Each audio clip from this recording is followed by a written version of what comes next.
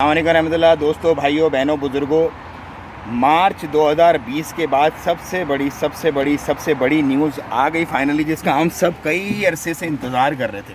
और वो न्यूज़ है एयरपोर्ट के खुलने की। जी हाँ, एयरपोर्ट 1 अक्टूबर 2020 से इंशाल्लाह खोल दिया जाएगा। लेकिन ये जो डेटा अभी सुप्रीम कमेटी वेरीफाई कर रही है और पढ़ रही है किस किस मुल्क में ज़्यादा पैंडमिक है, उसके हिसाब से फ़्लाइट्स वगैरह का स्केड्यूल किया जाएगा। लेकिन मेरे नज़दीक ये समझ लें कि पिछले 6 महीने की सबसे बड़ी न्यूज़ है। और इस न्यूज़ को आपको देने के लिए मैंने इतना भी इंतज़ार नहीं किया कि मैं बस जैसे ही मेरे पास आई फ़ौरन मैं आपके पास लेके आ गया इसे।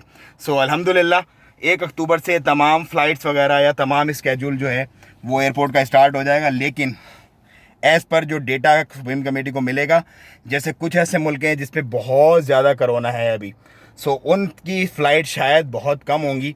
लेकिन ओवरऑल एक बहुत बहुत बहुत बड़ी रिलीफ़ है उन तमाम लोगों के लिए, क्योंकि ये सवाल तकरीबन हर ही बंदे का मुझसे था कि यार एयरपोर्ट कब खुलेगा, एयरपोर्ट कब खुलेगा।